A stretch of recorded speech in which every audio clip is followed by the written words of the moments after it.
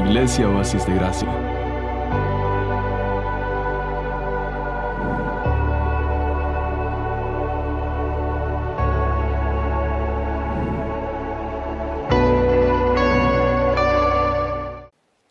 Amén. Amén. Vamos a abrir nuestras Biblias, hermanos, en el Salmo 68. Salmo 68,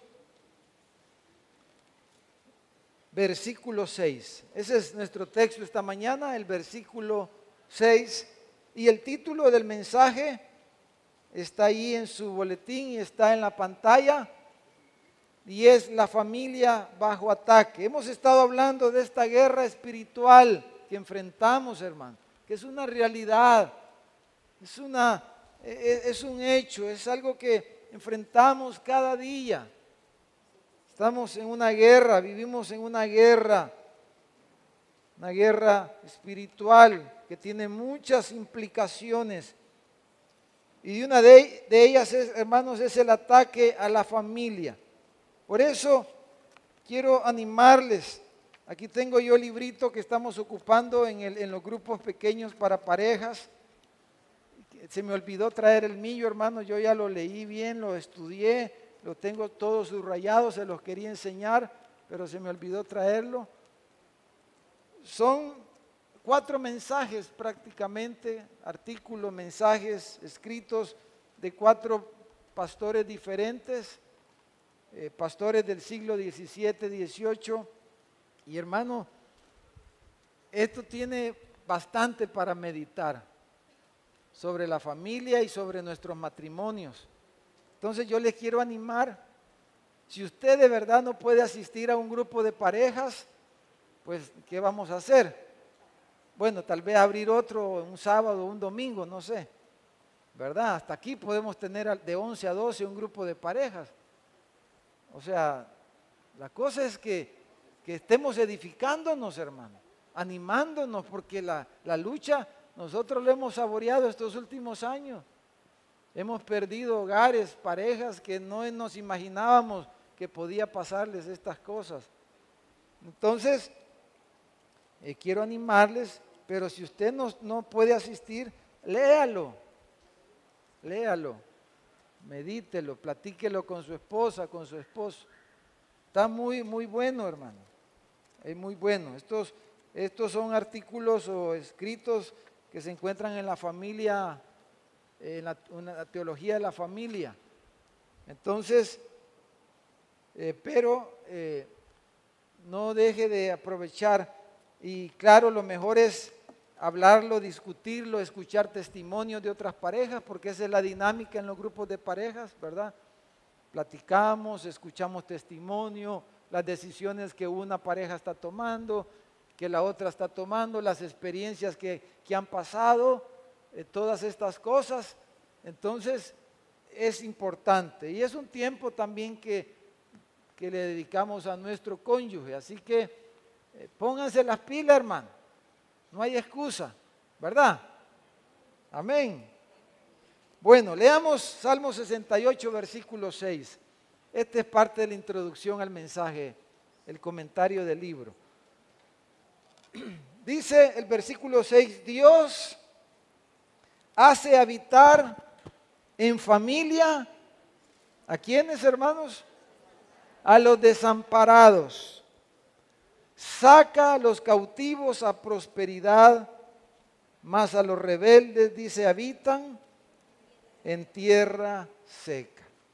Pareciera que no tiene mucho este versículo para hablar de guerra, de ataque, pero en realidad sí, hermano. Quiero que vea ese versículo, vea las partes que tiene. Primero habla, dice, que hace habitar en familia a los desamparados, luego dice saca a los cautivos a prosperidad y luego dice que hace a los rebeldes habitar en tierra seca. Este versículo, hermano, nos habla de un principio fundamental y es el valor, la bendición que tiene la familia en la vida del ser humano, el lugar tan especial que la familia tiene en el corazón de Dios, en la mente de Dios. y que debemos de verla nosotros de esa manera.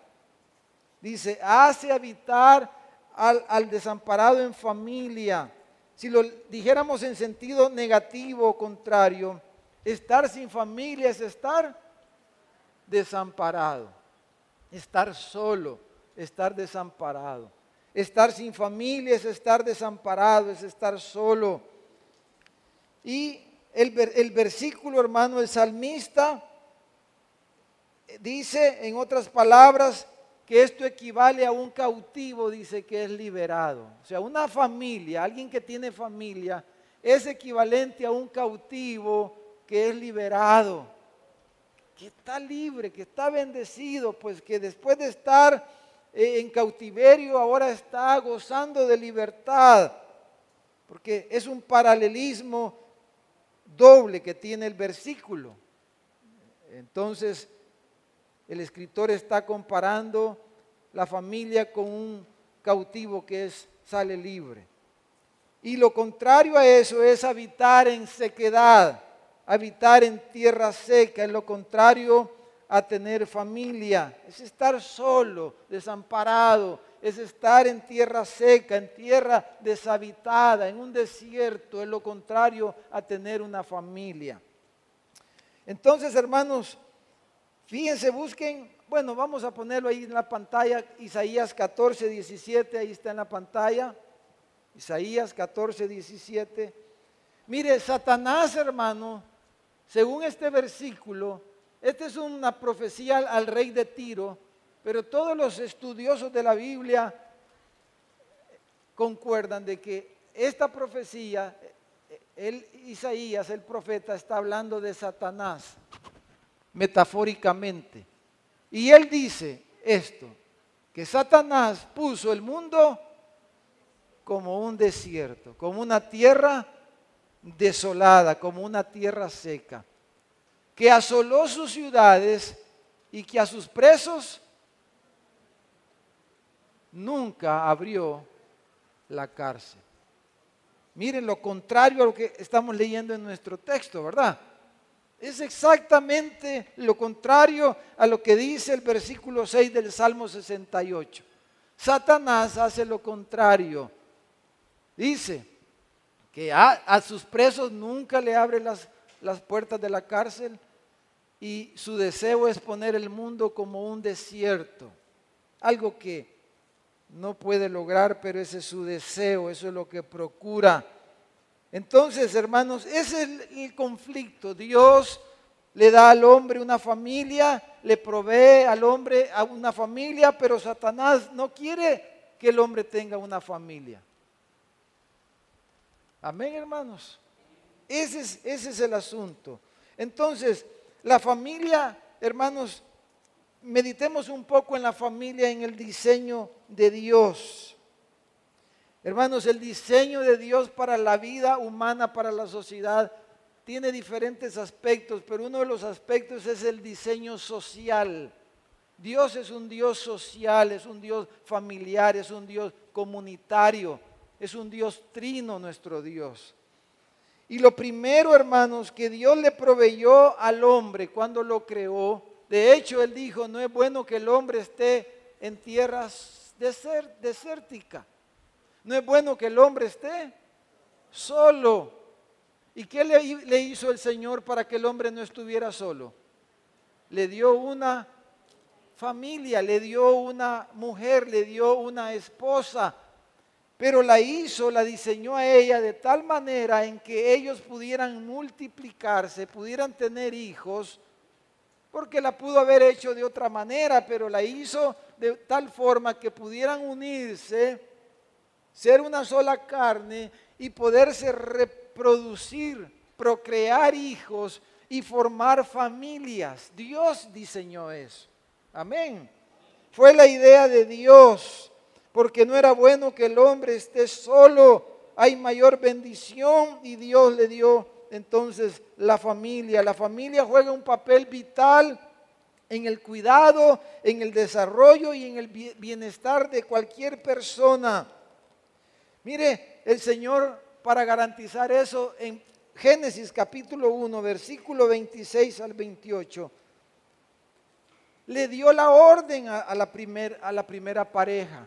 No sé si lo logran, pero voy a leerlo. Dice, entonces dijo Dios, hagamos al hombre a nuestra imagen, conforme a nuestra semejanza, y señoree en los peces del mar, en las aves de los cielos, en las bestias, en toda la tierra y en todo animal que se arrastra en la tierra. Y creó Dios al hombre a su imagen, a imagen de Dios lo creó, varón y hembra los creó.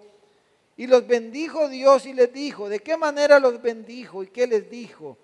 Fructificad y multiplicaos, llenad la tierra y sojuzgadla, y señoread en los peces del mar, en las aves de los cielos y en todas las bestias que se mueven sobre la tierra. Fue el mandamiento. Ahí en Génesis 1:26, hermano, cuando dice, entonces dijo Dios, la palabra que el escritor de Génesis ocupa para referirse a Dios es la palabra Elohim, que es uno de los nombres de Dios en la Biblia. Dios en la Biblia le aparecen varios nombres.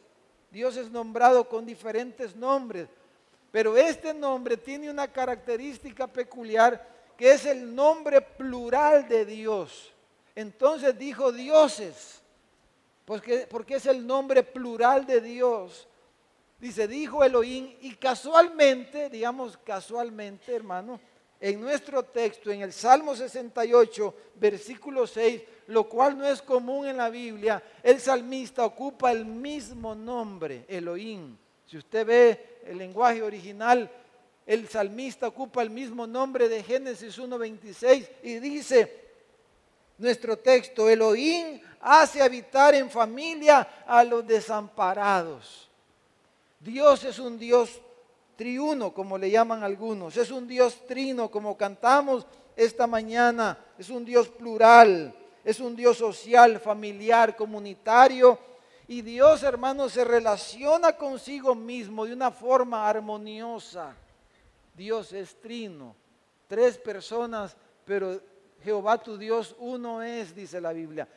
Yo no le puedo explicar más de eso. No entiendo cómo eso es posible. Pero la Biblia eso nos dice, Dios se revela de esa manera como un Dios trino, triuno, le llaman los teólogos. Padre, Hijo y Espíritu Santo. 3 personas, un solo Dios.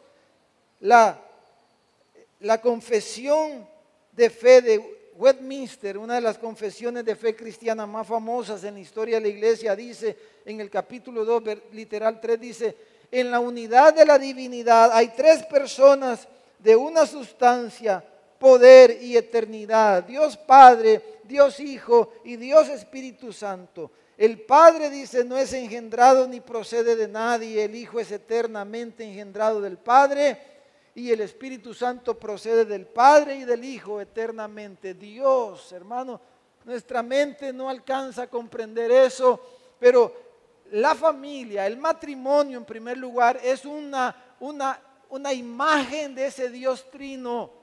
2 son 1. Dios 3 son 1. En el matrimonio 2 son 1. ¿Y por qué hizo Dios eso? Porque el matrimonio es un reflejo, es una imagen de Dios.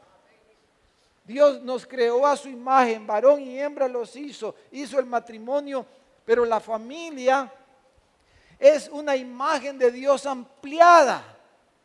Los hijos se suman a la relación de la pareja, se suman los hijos y tenemos lo que le llaman la familia nuclear. Y luego tenemos la familia extendida, donde ya entran los abuelitos, los primos, los tíos, etcétera, etcétera.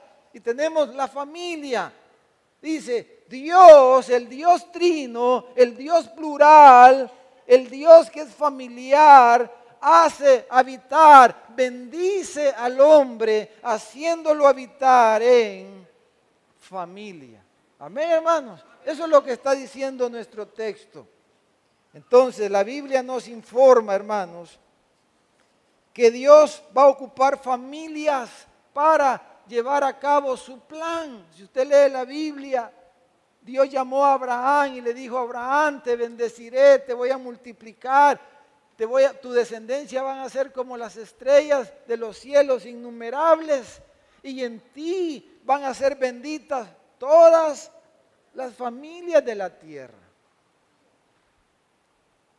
Entonces Dios llamó a Abraham, le dio un hijo en su vejez.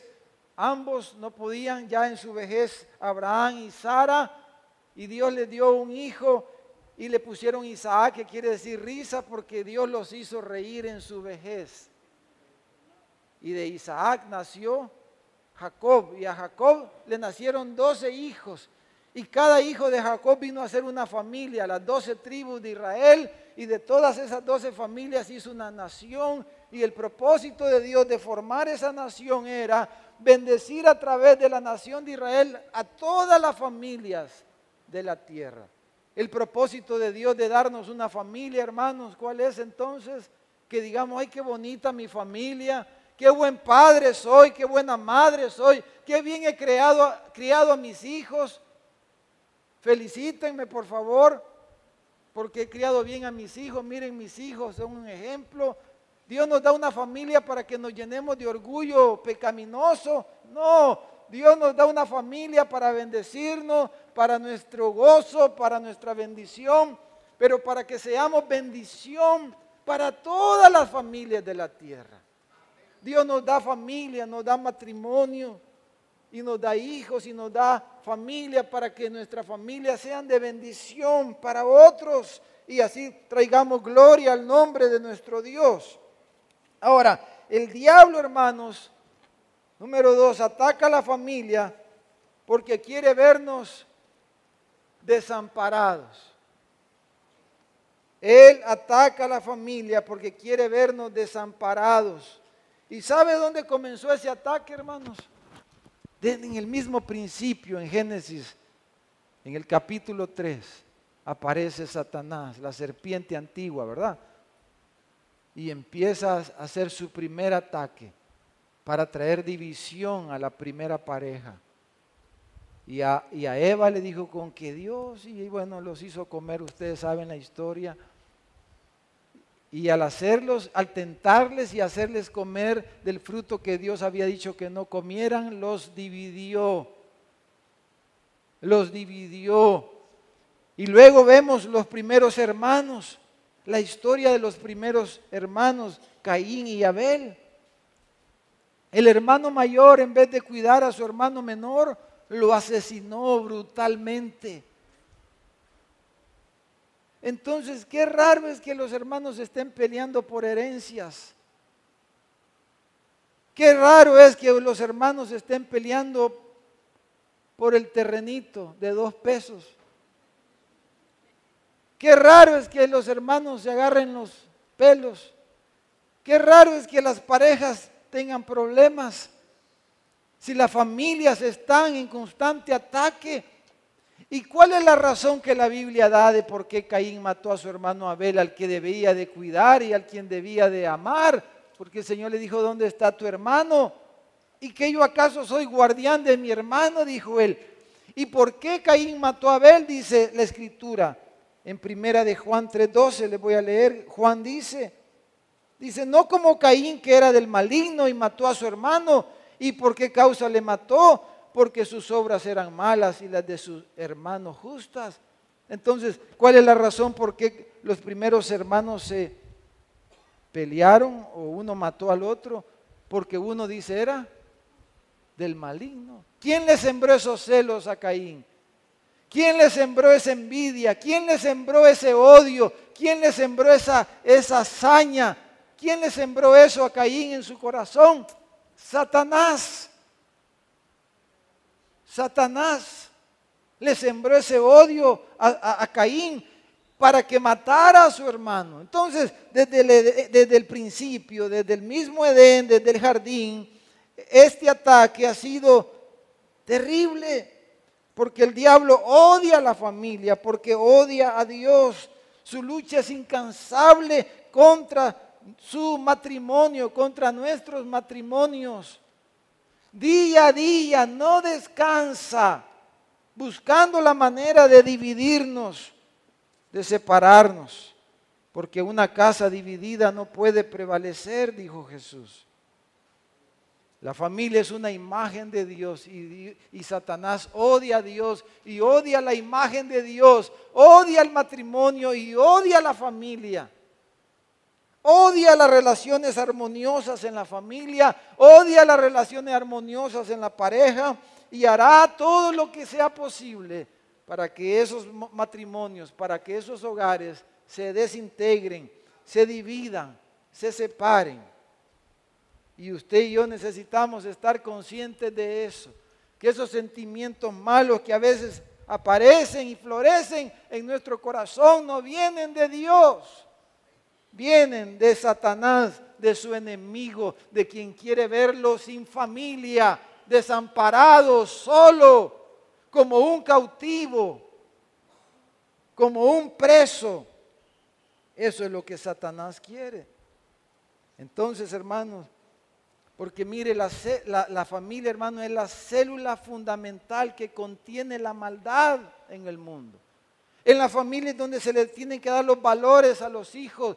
En la familia es donde los hijos deben de ser corregidos, deben de ser disciplinados, instruidos.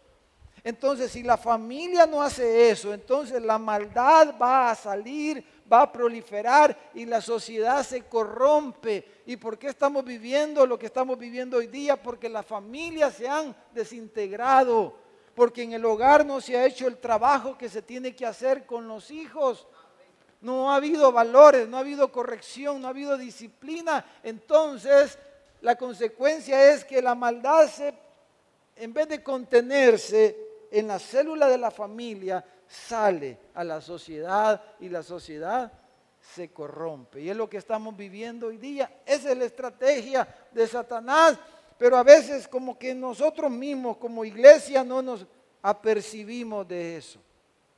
Fíjese, nuestro liderazgo, hermano, debe de enfocarse en proteger y promover la familia, comenzando por la nuestra. Nuestro liderazgo, nuestro esfuerzo, hombres y mujeres, deben de enfocarse en primer lugar en proteger y promover la familia, empezando con la nuestra. Debemos honrar la familia, proveyendo los recursos para ella y evitar sobrecargar a la familia con cosas que no le ayuden a ese fin, que la debiliten, que la sobrecarguen.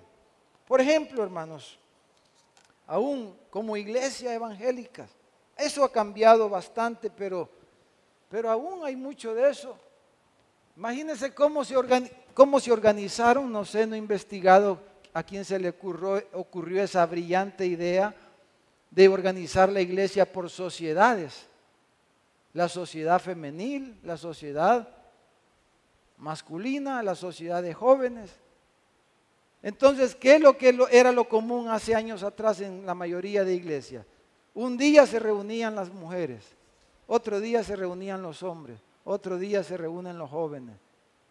Y cuando se reúnen los hombres, ¿cómo queda la casa?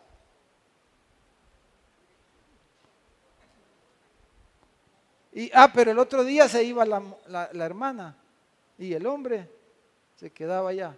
Y otro día se van los jóvenes. Esa estrategia no ayuda a la integración familiar. 3 días de la semana el hogar queda dividido por la estrategia de la iglesia. Pónganse a pensar.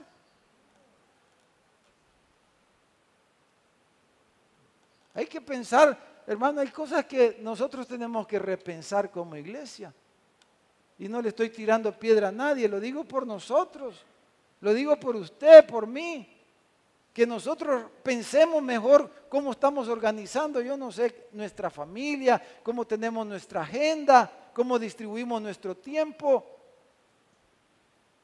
Tenemos que repensar las cosas.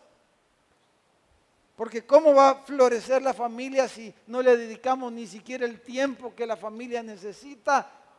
¿Cómo va a florecer su matrimonio si no le dedicamos tiempo a nuestro cónyuge?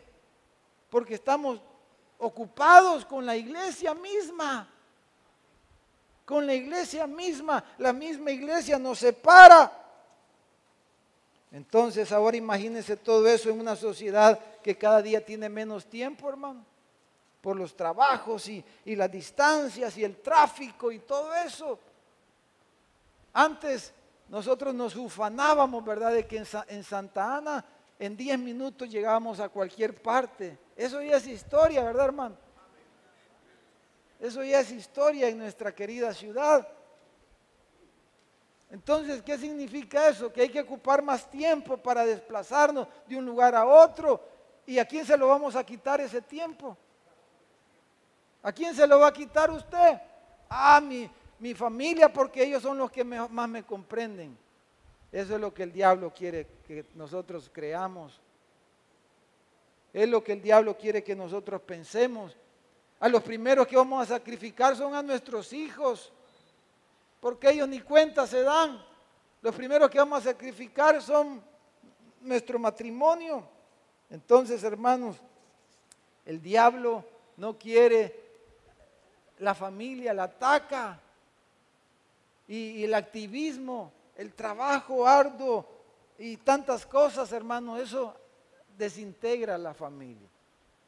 Pero, hermanos, además de la familia humana, la familia terrenal, Dios nos ha dado otra familia y quiero hablarles un poquito de eso.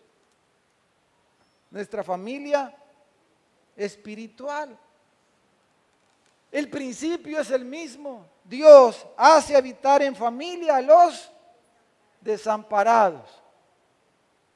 La familia espiritual. ¿Cuál es la familia espiritual, hermanos? ¿Ah? Con duda lo dicen ustedes. ¿Ah? Dígale por favor en voz alta, audible al que está a la par. La familia espiritual es la iglesia, por favor.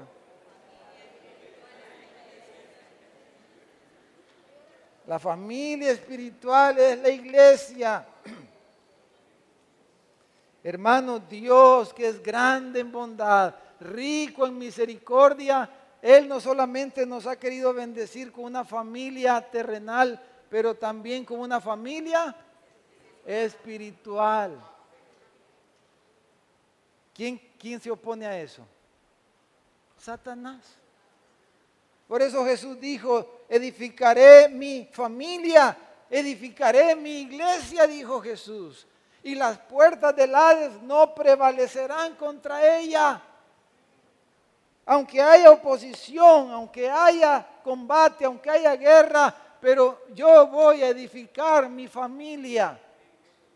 Pablo, hermanos, le llama a la iglesia, le llama a la familia de la fe y le llama a la familia de Dios también. Mire, en Gálatas capítulo 6, versículo 10 dice, así que según tengamos oportunidad, hagamos bien a todos. Y mayormente dice a los de la familia de la fe. Y en Efesios capítulo 2, versículo 19 dice, así que ya no sois extranjeros ni advenedizos, sino conciudadanos de los santos y miembros de la familia de Dios.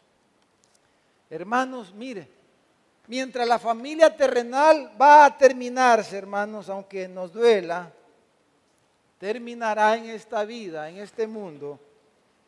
La familia espiritual trascenderá la eternidad. Las relaciones humanas son temporales. Esposo, esposa. Seremos como los ángeles del cielo que no se dan en matrimonio.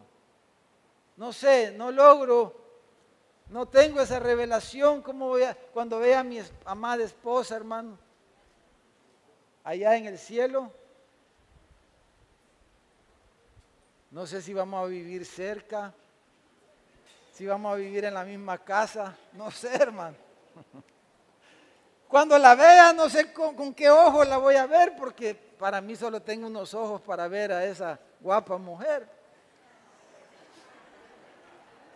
Pero cuando la vea en el cielo, no la voy a ver con los mismos ojos, eso sí está claro. No, la relación de esposo-esposa va a haber terminado. Algunos dicen, otros dicen, gloria a Dios, dicen algunos.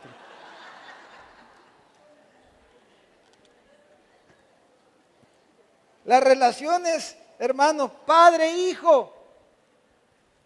Cuando vea a mis hijos allá en el cielo, no los voy a ver como mis hijos. No sé cómo va a ser eso exactamente, no sé.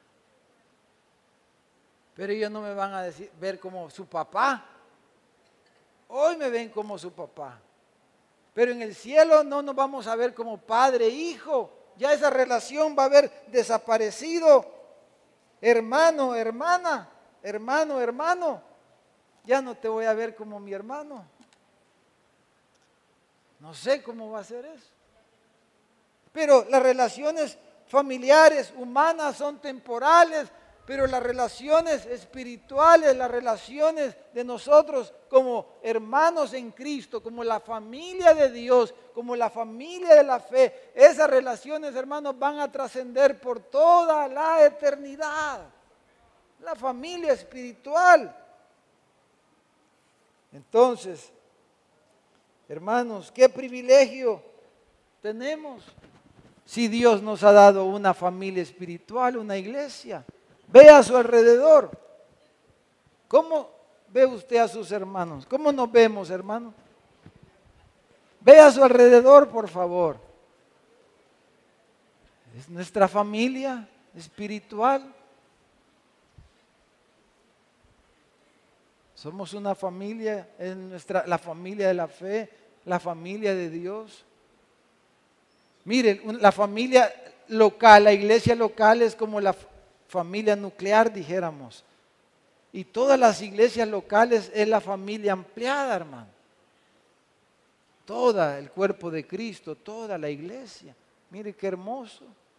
Usted a veces se encuentra con hermanos en otros países y usted se siente tan identificado como que lo conoce a saber de cuántos años. Porque es la identidad espiritual que tenemos en Cristo Jesús. Entonces, necesitamos edificar eso. El Salmo 133 dice que mirad cuán bueno y cuán delicioso es habitar los hermanos juntos y en armonía. Y dice, pone unos símiles ahí, pero al final dice, ahí donde están los hermanos juntos en armonía, ahí envía Jehová bendición y vida eterna. Bendición y vida eterna.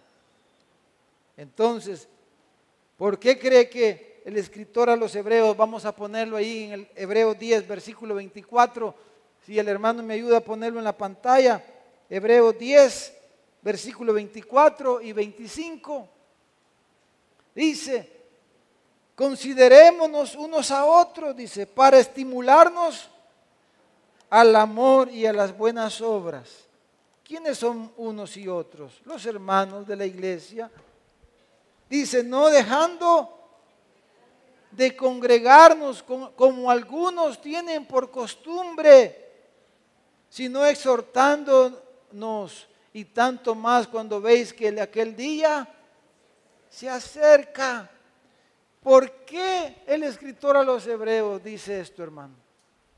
Porque hay una fuerza satánica, espiritual, que quiere separarnos de la iglesia, quiere alejarnos de la iglesia, quiere distanciarnos de la iglesia y va a buscar las diferentes razones, argumentos para que nosotros no nos congreguemos. Cuando no nos congregamos, dejamos de estimularnos los unos a los otros.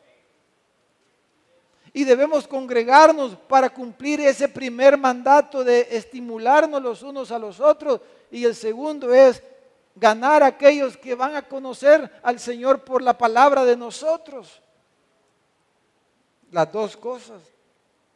Pero dice, no dejen de congregarse. ¿Y por qué eso? Eso lo escribió allá por el año 60 más o menos, después de Cristo. ¿Y por qué después de casi 2000 años más seguimos teniendo ese mismo conflicto, esa misma lucha de que de repente ya no sentimos ganas de congregarnos. Y cualquier motivo, cualquier razón. ¿Y por qué tenemos esa lucha? ¿Por qué no tenemos esa lucha para ir al estadio, para ir al cine, para ir allá, ir acá, porque aquí tenemos a alguien que se opone. Se llama el diablo, Satanás. Porque Dios hace habitar en familia a los desamparados y el diablo quiere vernos desamparados, en desierto, solos, solitarios, para destruirnos. Porque Él es un animal, es un león rugiente, dice el apóstol Pedro, que anda alrededor buscando a quien devorar. Él quiere verlo destruido, quiere separarlo de la iglesia, quiere alejarlo de la iglesia. Entonces, ¿cuáles son los argumentos más fuertes, hermano? ¿Cuáles son los argumentos más fuertes que normalmente hay en la mente de las personas para alejarlos de la iglesia? Que en la iglesia somos igual que en el mundo, que mucha hipocresía hay en la iglesia. Y tiene razón la gente. Como dijo John MacArthur, si usted no quiere venir a la iglesia porque hay muchos hipócritas, no hay problema, aceptamos un hipócrita más, dijo él.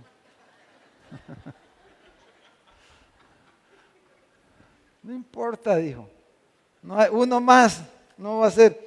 Ahora, como hablamos la semana pasada de la batalla por la integridad, ¿sabe quién es el que anda viendo cómo nos destruye, cómo nos denigra, cómo nos pone en entredicho para que la gente piense eso? ¿Sabe por qué pasa eso? Porque tenemos un enemigo, Satanás, que Dios le va a poner amor por los hermanos, con sus defectos, con sus luchas, con sus hipocresías, con lo que sea. Dios le va a poner un amor por sus hermanos. Si la iglesia es su familia, pues. Es como sus hijos, como dicen, ¿quién habla mal de sus hijos? ¿Quién habla mal de sus hijos? Solo alguien que no está muy... Sus hijos son lo más especial de este mundo, ¿verdad? Amén, gloria a Dios. ¿O no es así, hermano? Sí, ¿verdad? Lo más especial. ¿Quién habla mal de sus hijos? Entonces, porque es nuestra sangre, es nuestra familia. Cuando nosotros amamos la iglesia, nosotros vamos a trabajar para contribuir a que la iglesia madure, se transforme, sea mejor, nuestra familia espiritual. Pero si la iglesia no es mi familia, entonces voy a hablar mal de la iglesia. Pero yo no hablo mal de mi familia. Entonces, ¿qué hace Satanás, hermano? Satanás infiltra la iglesia, fíjese. Satanás infiltra la iglesia de falsos hermanos. Infiltra la iglesia de falsos maestros. Infiltra la iglesia de falsos pastores, de falsos apóstoles. Satanás vive infiltrando, plaga a la iglesia de falsos hermanos y falsos maestros. Siembra cizaña, como dice la parábola, mientras el sembrador se fue a dormir, el malo vino en la noche y mientras aquel dormía, el malo sembró cizaña. Y luego salieron la cizaña y el trigo juntos. Y esa es la realidad de la iglesia. Y si nosotros no discernimos estas cosas, rápidamente vamos a ser engañados a pensar, la iglesia no vale la pena porque ahí hay cizaña. Sí hay cizaña, claro que hay, y siempre ha habido y siempre va a haber. ¿Y por qué hay cizaña en la iglesia? Porque el malo la siembra. Satanás infiltra la iglesia con falsos hermanos, falsos maestros, falsos pastores. Él siembra la cizaña y después dice, hay cizaña en la iglesia, dice. Fíjese qué cosa. Entonces, Él quiere desacreditarnos. Le voy a leer un par de versículos rápido. Pablo le escribe a los Gálatas y dice, a pesar, dice, de los falsos hermanos introducidos a escondidas, dice, que entraban para espiar nuestra libertad que tenemos en Cristo Jesús, para reducirnos a esclavitud. Eso es lo que el diablo quiere y es lo que ha pasado muchas veces en la iglesia. En vez de que en la iglesia sintamos libertad, sentimos esclavitud.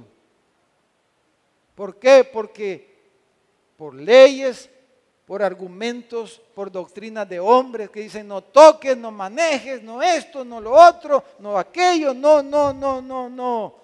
Y Dios dice sí, sí, sí, sí, sí. Entonces, falsos maestros que distorsionan la palabra de Dios, la enseñan mal. 2 Corintios 11:3 dice, porque estos son falsos apóstoles, dice Pablo, obreros fraudulentos que se disfrazan como apóstoles de Cristo. Hay muchos, o hay algunos así, obreros fraudulentos que se disfrazan como servidores de Cristo, hermano. Ay, en la iglesia, y nosotros no estamos exentos de eso. Lo hemos vivido. Segunda de Pedro 2:1, un versículo más, dice, pero hubo también falsos profetas entre el pueblo, como habrá entre ustedes falsos maestros, que introducirán encubiertamente herejías destructoras y aún negarán al Señor que los rescató, atrayendo sobre sí mismo destrucción repentina. Hermanos, qué bendición es tener una familia espiritual, una iglesia local a la cual nos pertenecemos, a la cual nos sentimos identificados, con todas las debilidades y los problemas que pueda tener nuestra iglesia, pero somos parte de ella, es nuestra familia, porque Dios nos ubicó aquí. Entonces, si usted ve una deficiencia, Dios se la muestra para que usted trabaje en cómo mejoramos eso.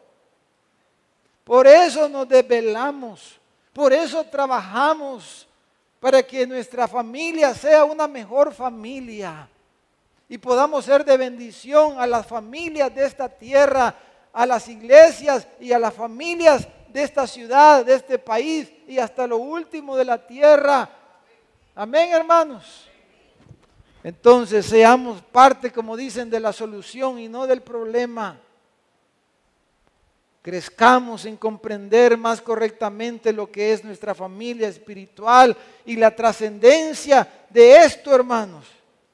Y podamos apreciar lo que es la iglesia local y la misión que Dios nos ha dado.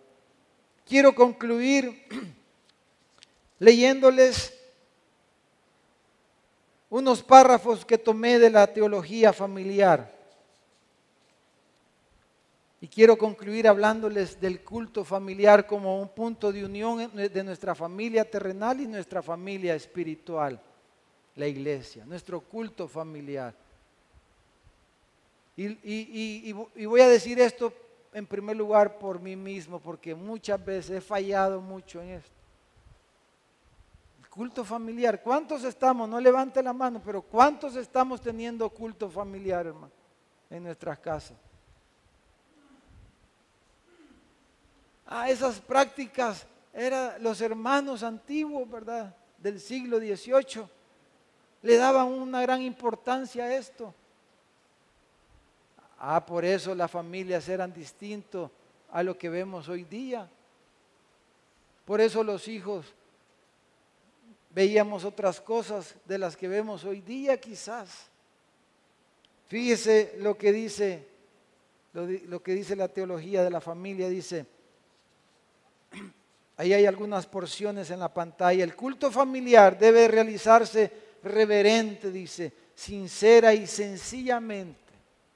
No voy a hacer un culto familiar de 2 horas como el culto de la iglesia, por favor, hermano. Y más si tienen niños pequeños, ¿verdad? Ni haga del culto familiar una cosa tediosa. No se trata de eso. Dice, es entonces que los pequeños recibirán sus primeras impresiones en ese culto familiar y formarán sus primeros conceptos del Señor Dios. Los beneficios y las bendiciones del culto familiar son incalculables.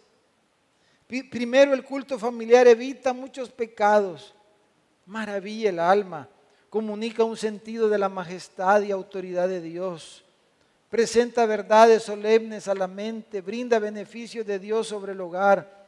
La devoción personal en el hogar es un medio muy influyente bajo Dios para comunicar devoción especialmente a los pequeños. Los niños son mayormente criaturas que imitan a quienes le encanta copiar lo que ven en los demás, en los adultos. Un antiguo escritor dijo, una familia sin oración es como una casa sin techo, abierta y expuesta a todas las tormentas del cielo.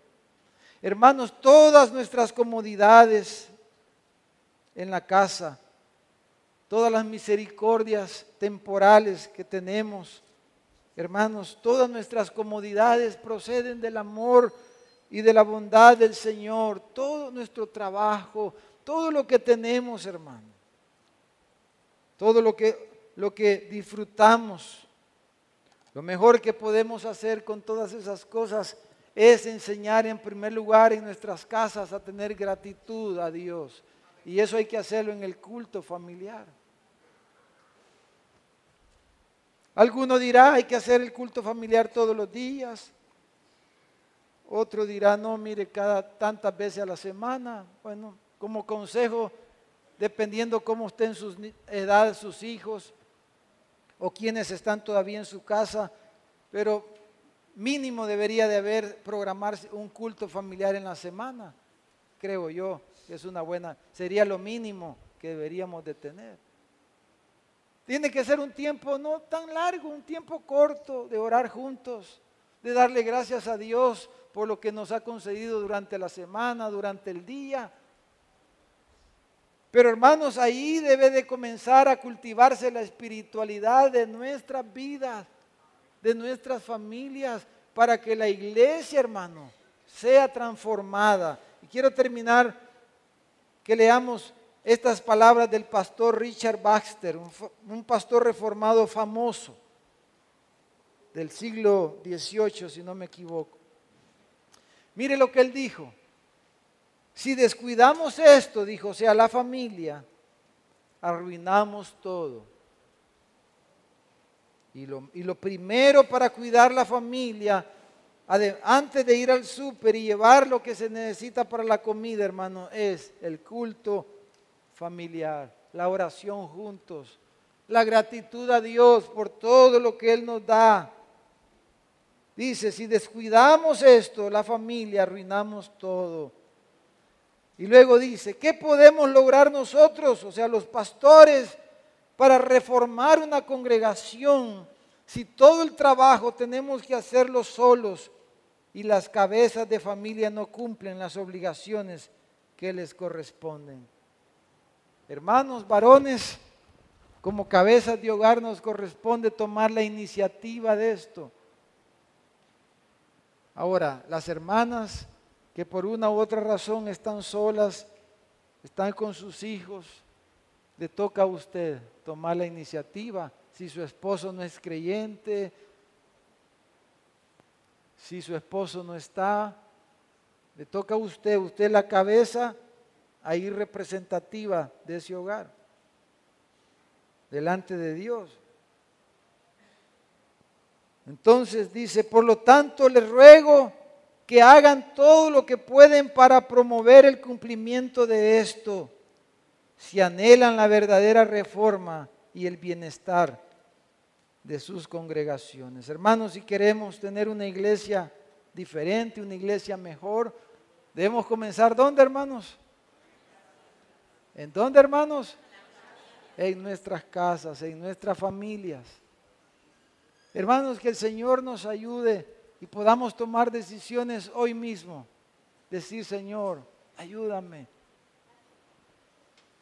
Tenemos que vencer esa modorra, ese haraganería, ese cansancio que el diablo alimenta, hermano. Para que no tengamos, tiene que ser algo, no piense que tiene que ser media hora, una hora, quizás 15 minutos. Quizás después de cenar. Hoy cuesta a veces hasta comer juntos.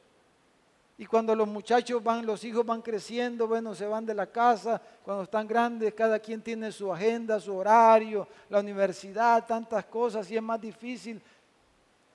Pero yo creo que podemos mejorar todos. ¿No creen, hermano?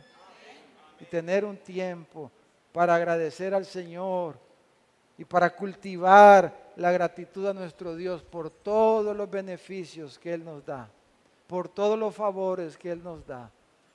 Y hermanos, los que tienen niños pequeños, ustedes, hermanos, para ustedes esto es todavía más importante y crucial. Vamos a orar.